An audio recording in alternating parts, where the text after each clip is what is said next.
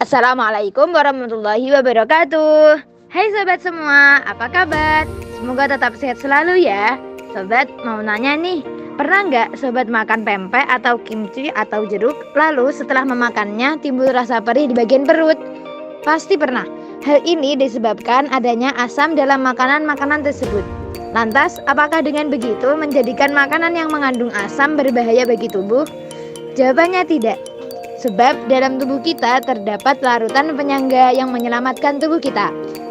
Kalian tentu bertanya-tanya, apa itu larutan penyangga? Larutan disangga, gitu maksudnya. Apanya yang disangga? Perutnya. Oke, tenang. Saya Khotimatul Husna dengan rekan saya Imam Mukhlis Ridhoullah akan menjelaskan mengenai larutan penyangga yang ada pada tubuh manusia, tepatnya dalam darah. Jadi, nonton sampai akhir ya.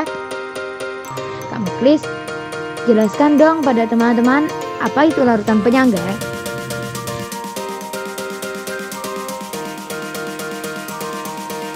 Tahukah kamu bahwa pada tubuh manusia terdapat sistem larutan penyangga yang berfungsi untuk menjaga keseimbangan pH darah kita? Dalam keadaan normal, darah kita berkisar antara 7,35 sampai 7,45. Lantas, apa yang dimaksud dengan larutan penyangga? Larutan penyangga adalah larutan yang dapat mempertahankan pH meskipun ada penambahan sedikit asam atau sedikit basa atau pengenceran. Di dalam darah kita terdapat sistem penyangga karbonat yang dapat menjaga pH darah kita agar tetap normal. Sebab apabila pH darah kita terlalu rendah, maka dapat menyebabkan suatu penyakit yang disebut asidosis. Sedangkan apabila pH darah kita terlalu tinggi, dapat menyebabkan penyakit yang disebut sebagai alkalosis.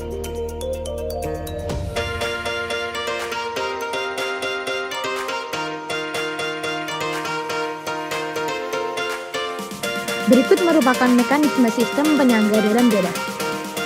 CO2 atau karbon dioksida di dalam darah akan bereaksi dengan air atau H2O, sehingga membentuk asam karbonat atau H2CO3 yang akan terdisosiasi menjadi ion hidrogen atau H+ dan ion bikarbonat atau HCO3-. Konsentrasi setiap komponennya akan berpengaruh pada komponen zat yang lainnya. Apabila zat yang bersifat asam masuk ke dalam darah akan menyebabkan konsentrasi H+ meningkat, sehingga pH darah kita akan menurun. Untuk menjaga penurunan pH yang tidak terlalu besar, maka H2CO3 akan segera terurai membentuk gas CO2 dan H2O. Akibatnya yang terjadi adalah pernapasan berlangsung lebih cepat, agar darah dapat membuang CO2 ke dalam paru-paru dengan cepat, sehingga pH dapat kembali normal. Sebaliknya, apabila konsentrasi H+ dalam darah menurun karena ada penambahan basa sehingga menyebabkan kenaikan pH, maka diperlukan CO2 dari paru-paru yang dimasukkan ke dalam darah, sehingga pH akan kembali menjadi normal.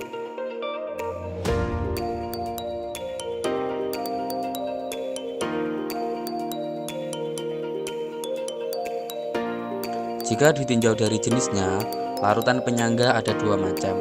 Pertama, larutan penyangga asam, yaitu larutan yang terbentuk dari asam lemah dan garamnya atau basa konjugasinya. Kedua, larutan penyangga basa, yaitu larutan penyangga yang terbentuk dari basa lemah dan garamnya atau asam.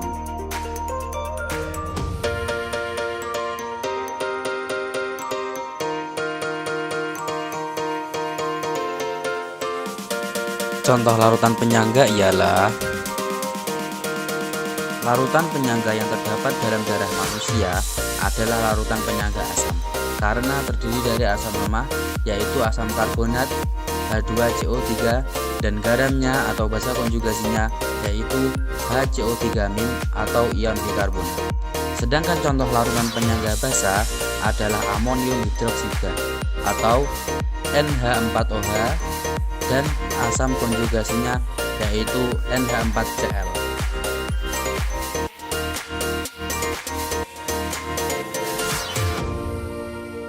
Bagaimana teman-teman? Sekarang sudah mengerti kan apa itu larutan penyangga dan peran pentingnya dalam tubuh manusia?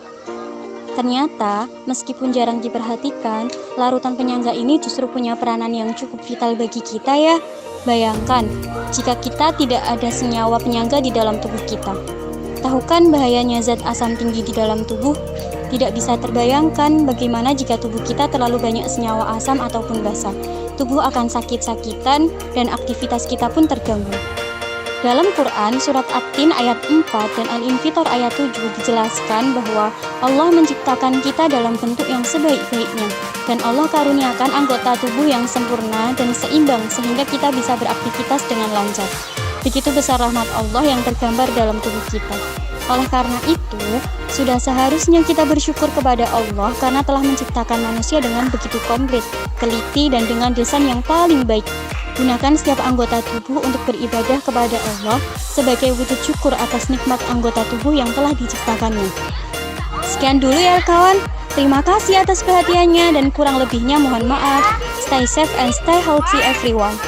Wassalamualaikum warahmatullahi wabarakatuh.